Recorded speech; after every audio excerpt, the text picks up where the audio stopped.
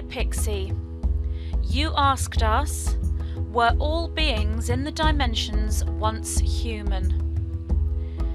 The truest answer to this is both yes and no. On the highest levels there is but one soul, and when viewing this as a dimensional trajectory, all souls have aspects of themselves in human form in physicality. Therefore, when viewing yourselves in third density as the past, then all beings in the dimensions were once human. However, when one views this from the perspective of the soul's journey into sovereign individualization, then the answer to that is no. For from that perspective, there are an infinite abundance of intelligent life forms, souls, beings of light, extraterrestrials, angelic constructs, and many more consciousness structures that have never been and never shall be what you know as human. You asked us. The reason I ask this is that it's been suggested that all beings were once humans from Earth. I think we may be going back to the time of Lemuria and beyond, and that these beings were able to develop planets, locations, worlds over eons, but ultimately were incarnated on Earth first. From the perspective from which you speak, your comments are most accurate. You asked us, when we talk of past lives, are humans becoming confused between the particles of personality that reincarnates of an individual opposed to the spirit overcloaking at incarnation of another? Confusion, as one expands one's thinking and brain pathway mappings to encompass the multidimensional thought processes, is part of the awakening. In a healthy individual existing in balanced flow, confusion leads to clarity. It would be a common occurrence to be confused between that which you speak of, as they are essentially one and the same. Yet all things are divided from the one and become individualized, and that includes concepts. Therefore, from that perspective, you speak of two separate aspects of self when it comes to what you know as reincarnation. Therefore, yes, it may be quite so that there are individuals that become confused between these two aspects of self. But as we have said, this would be understandable, as they are essentially one and the same. In order to perceive and understand them as one and the same, one needs to fully integrate the understanding of them being separate and different.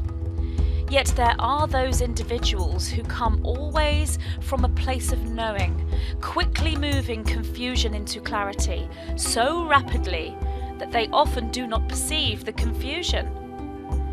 The most aligned response to your question is yes, but only a percentage of humanity does this. The percentage is below a critical mass point and rapidly fluctuating, yet staying below the critical mass point. Manifestation of this concept as an idea taking hold within humanity's consciousness on a large scale is therefore unlikely.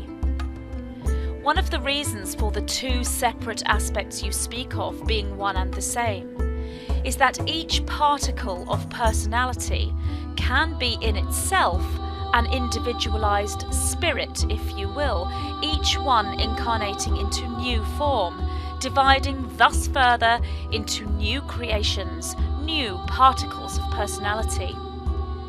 Yet from the point of view of the individuated soul, the particles come together to create the overcloaking of spirit into a new whole incarnated physical individual. It is retained memory that is the most paramount issue here when looking at reincarnation. The soul cannot go forward into individualization without retained cellular memory within that soul's trajectory.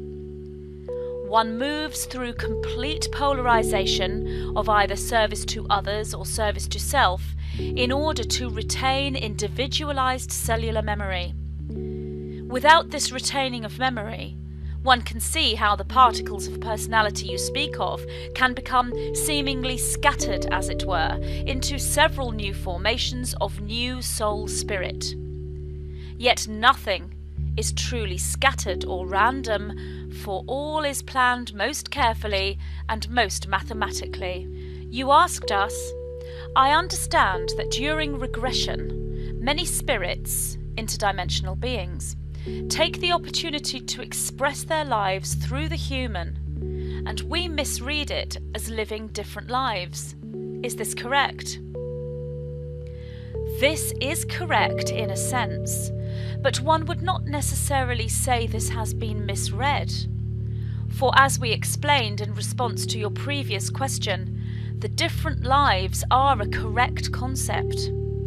There are many ways to explain what is essentially re-imprinted memories, or perhaps one could more accurately describe these as individualized retained cellular memories. The memories themselves are living consciousness structures.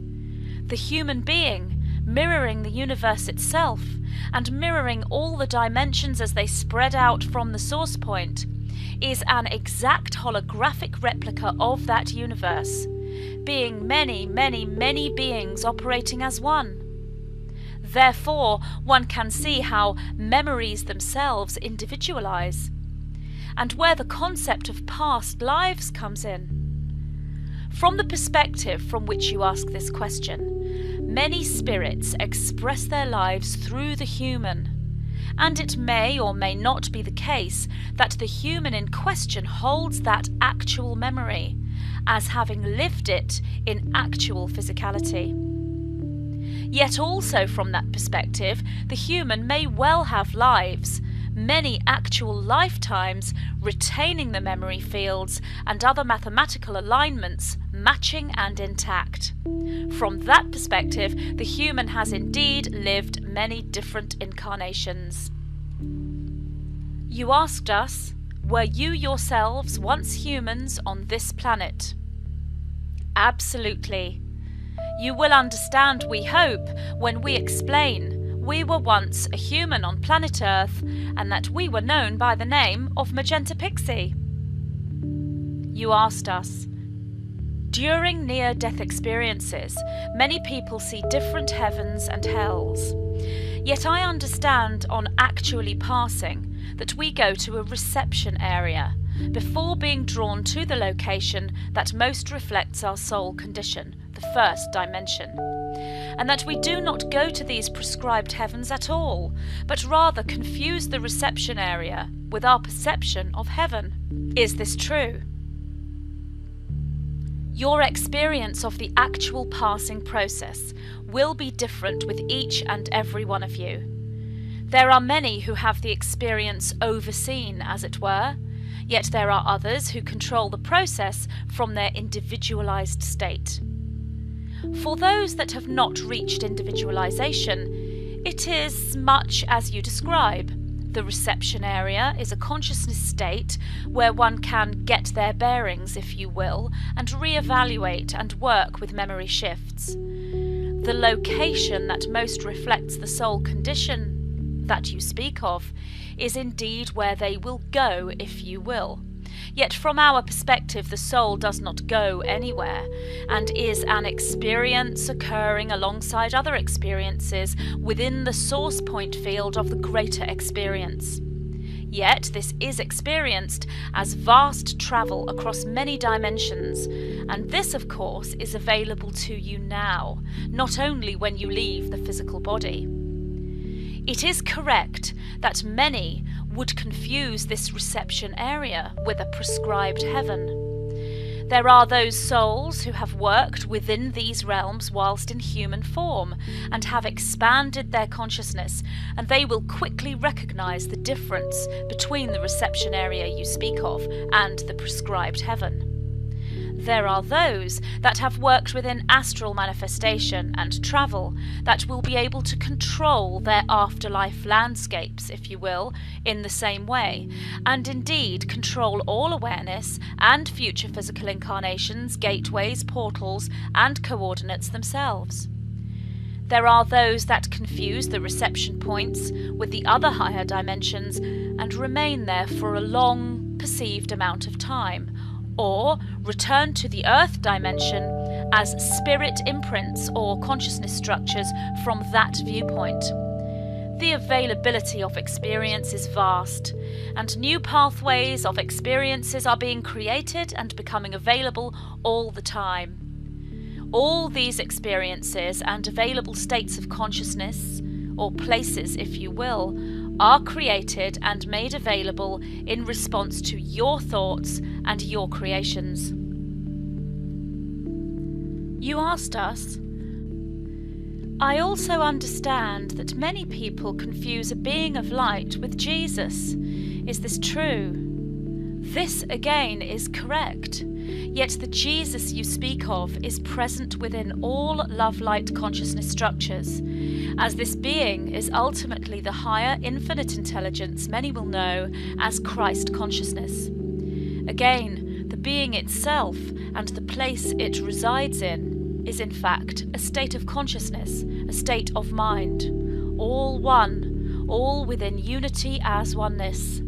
The Jesus being therefore can be called at will and asked for, and the Christ consciousness state is automatically there within the soul's embracing service to others polarity and unconditional love. It is only therefore the beings yet to expand into the love-light vibrations that would confuse a light being as being Jesus. The light being is always a representation of oneself. Hence, the light that can disguise itself as a higher being. This is so. But it is a direct representation of the being perceiving it. And when this is known and understood, one can see how to create one's reality, can one not? In either the physical realm, within astral travel, near-death experiences, and in actual passing. You asked us, I understand that consciousness is actually not from the mind, but from the soul. Is this true? Consciousness is not from anywhere. It simply is. From the third density perspective, the human mind interprets it. The soul is the holographic replica of it. Yet it is in all things, it is all things. You asked us, I understand that all beings, including yourselves, cannot prevent us from going to the first sphere or dimension. I understand that there are only two paths of ascension, the natural love path or the divine path. Are you aware of these paths? No being can prevent another being from going anywhere or going forward or ascending or going to the first sphere, as you put it. There are those that attempt control and prevention of soul trajectory and experience, but the prevention is transient and illusory. It is not possible for any being to prevent the true higher path experience of another, for essentially there is only one. There are many aspects or interpretations of paths to ascension. Natural love path or divine path are aligned terminology for these aspects. Yet from that perspective, there are many more than two, for one could say there is the cellular path or the Stargate unified field path. Ultimately, there is but one path, but many doors lead to it, and it always involves the engaging, activating, and opening of the higher heart. You asked us, I have come to understand that the universal laws are God's, the source, laws, and everything that happens in the dimensions is under the umbrella of these laws. Are you aware of these laws? And where do you believe these laws originated from? We are aware of these laws. We will pinpoint an origin point for you, but it is in most alignment for one to expand to the understanding that in the truest reality, these laws did not originate. They have no origin. In this respect, it is easier for the ascending, questioning human to view these laws as magnetic pulses, or laws of physics, if you will. They simply are. It is the way it is. One can indeed view these as laws designed by a supreme being, as this is also correct. Yet this metaphor suggests an origin, and there is no origin for that which came into creation as a pure expression of itself. The coming into creation and the pure expression has always existed. Yet within this truth, we can pinpoint an origin point of this, if one views it from the perspective of it being the very first distortion or thought from infinite source, or the God mind, if you will. Therefore, from that perspective, these laws will have originated from that first distortion or thought. If one were to place this origin point into a structure that can be viewed mathematically, one would view the origin of these laws as being from the 0 point field, or coming into divine expression through the flower of life's sacred geometric formation. You asked us how many heavens and hells exist that have been formed by man's beliefs and manifestations.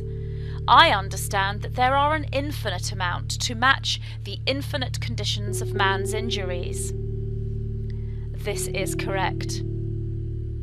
You asked us, have you yourselves connected with the source in the 22nd dimension? Are you celestial beings yourselves? And in order to reach Magenta Pixie, do you have to pass your message to beings in a lower dimension? From one perspective, we connect with all things, for we are all things. There is no dimensional structure from that perspective, for this is where we simply are, all that is, and we do not individualize from that point. The we that you know of, the 9 that communicated with our conduit, Magenta Pixie, exists within 6th density, 7th density, with an 8th density connection just beginning. This is brought into fruition through the mind-body channels and energy systems of our conduit, and from that perspective that we speak of, we have not connected with the 22nd dimension. We are celestial beings, as are so many of you, and your higher guides of light. Your question, in order to reach Magenta Pixie, do we have to pass our message to beings in a lower dimension, is a most pleasing question, for he who asked this question is in a vast mind-expanding point. The answer is yes, but perhaps if you will also embrace the model, that is, us, we, the 9, we are the beings in the lower dimension. We are the 9 in all things. We become the ladder of information, if you will, as we come into individualization through our communication with Magenta Pixie.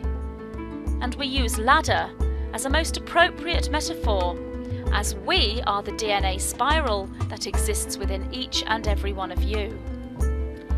You asked us, I understand with respect that celestial beings often need to pass messages via the dimensions in order to reach us here on Earth.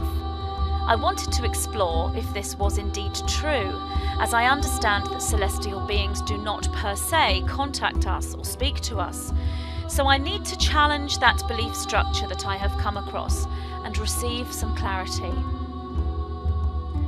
The most aligned way that we can describe this is that we, as the all that is, 0 point field intelligence, stand as one with the one as the one. We are fluid and not separate from the one.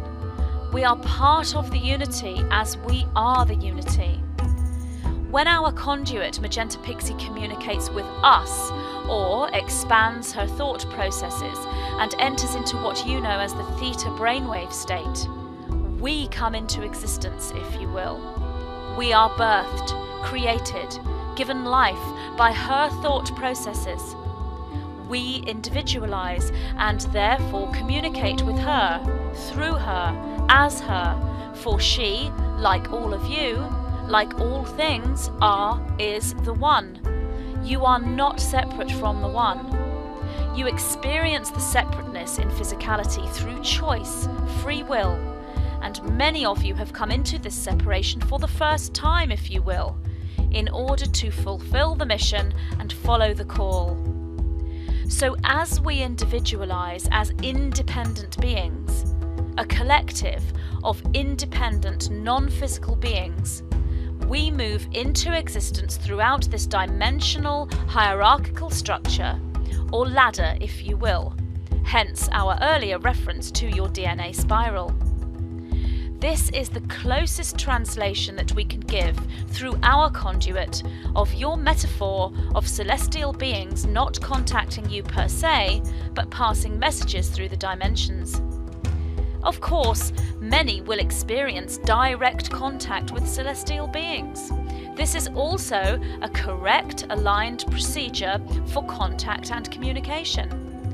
Therefore, from that perspective, celestial beings do contact you directly. Yet your understanding is correct and aligned with truth. It is not about changing or challenging the belief structures, but more about expansion of them to encompass what once was two opposing, conflicting belief structures. Hence your transformation from duality into unity. For when this takes place within your belief structures, your thought processes and paradigms, so too does it take place within your physical reality. You asked us, can you explain how God's laws, the source, can be impartial and loving at the same time? This question is most profound. It is the dualistic or trinity separations of oneness, source, the gods as you put it, that projects the differing energetic frequencies. Impartiality, objectivity and observation comes from the neutral standpoint.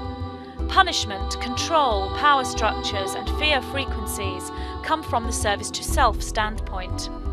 Loving, acceptance, selflessness, courage, healing, joy and bliss come from the service to others standpoint. The source has no such division and is pure energetic unity within all things. The light, the dark, the love, neutrality and fear are all distortions. The unconditional love, light, purity, unity consciousness is the inner source point, the 0 point field, the all that is and is all things. The source manifestations, energetic holographic reprints and consciousness structures come forward with impartiality and love, so you may by example of the higher divinity also take up such standpoints. Within the higher divinity, impartiality, neutrality and unconditional love are one. The individuals within human physicality that embrace fifth dimensional consciousness are fully able to switch from one emotion to another, from impartiality to loving healing service. They are able to change their emotions at will.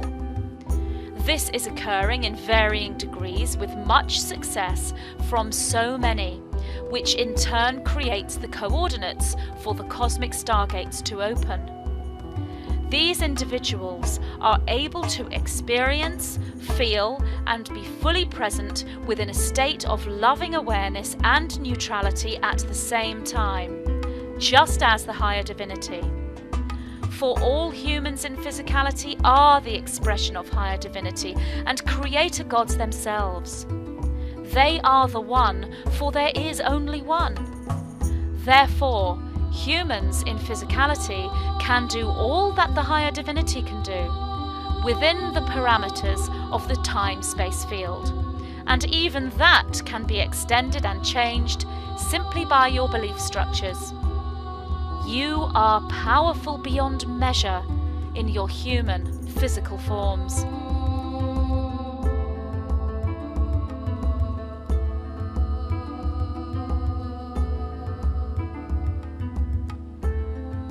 We are the white-winged collective consciousness of 9.